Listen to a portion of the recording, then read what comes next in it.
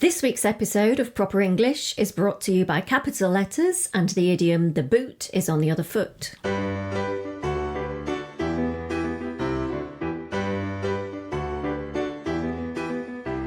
Hello, I'm Dave. And I'm Alison. And we'd like to welcome you to our podcast, which, as you know, is called Proper English.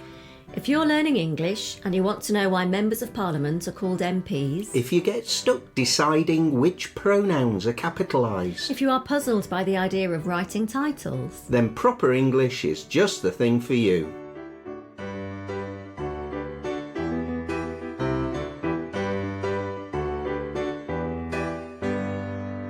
Welcome back, Ali.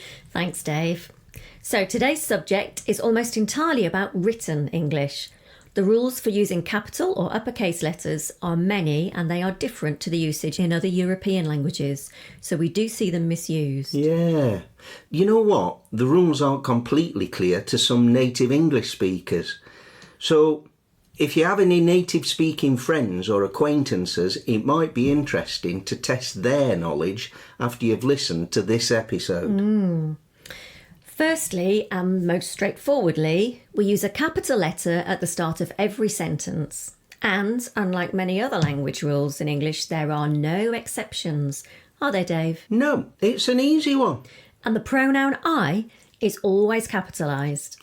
None of the other pronouns are, so it's another easy rule to remember. Next up, days of the week and months of the year. In other languages, French for example, they don't capitalise these, but we do. We give proper nouns capital letters.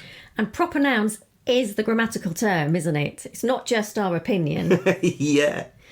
Proper nouns are nouns that name specific people, places, things or ideas, as opposed to common nouns which name generic people, places, things or ideas. But back to you, Dave. Days of the week, months of the year and holidays or festivals.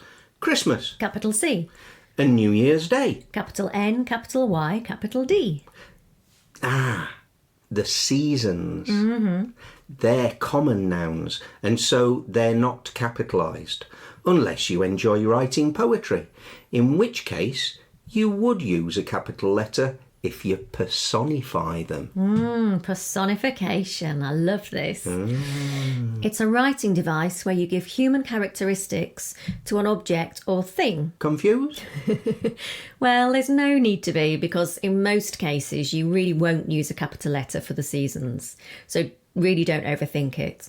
What's next, Dave? Next. The names of people, places, and words related to them. So, Alison, Dave, Shakespeare. Nice to have them all in the same sentence.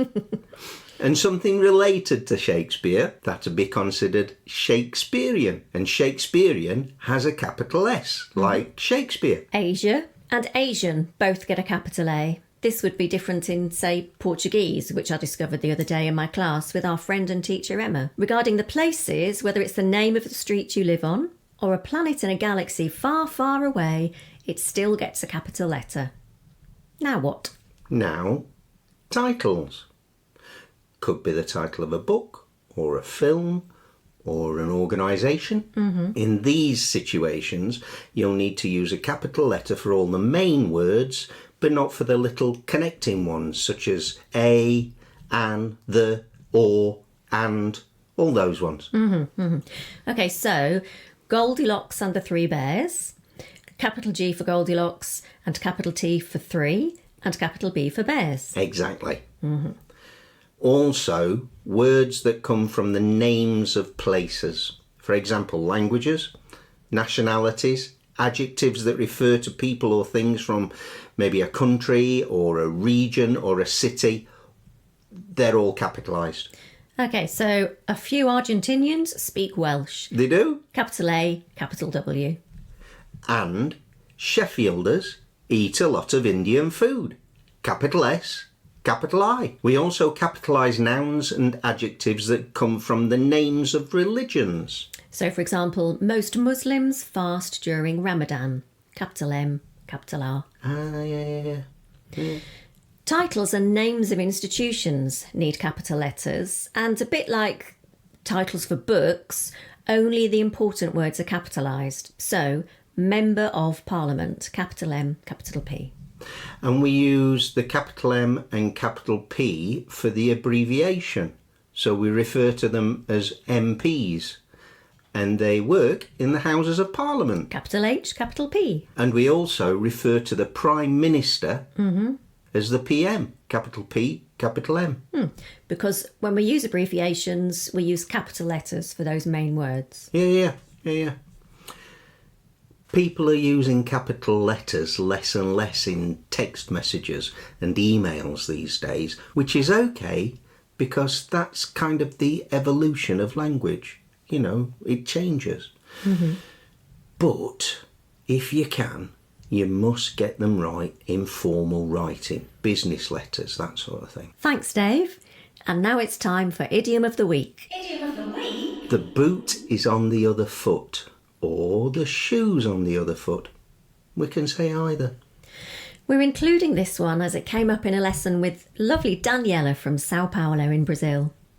We use it to mean that the situation has changed, probably to the opposite of what it was. The power dynamic has changed. For example, the person who was in charge is no longer top dog. My old manager used to have me tied up in knots trying to do everything she wanted.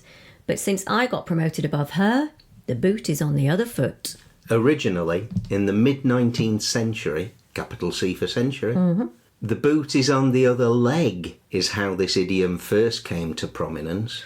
And I suppose that physically wearing the left shoe on the right foot, for example, would be damned uncomfortable. To say the least. And the idea of that lack of comfort is implied here. Probably why it's not the sock is on the other foot, because really, that wouldn't make any difference. And here we are at the end of another episode of Proper English. We hope you've had fun listening in on our conversation. Please tell everyone you know about us. Your friends, your family, anyone who's studying or learning English. And don't forget to like this episode and leave us a nice review and subscribe to us on your favourite podcast app so you never miss an episode. Or you can email us at properenglish All one word. at sapo.pt if you have any suggestions for future podcasts. And of course, you can join us on Instagram, Facebook or Twitter, where we frequently answer questions you have about English grammar. So until next time, it's goodbye from me. And it's goodbye from me too. And thank you for listening to Proper English.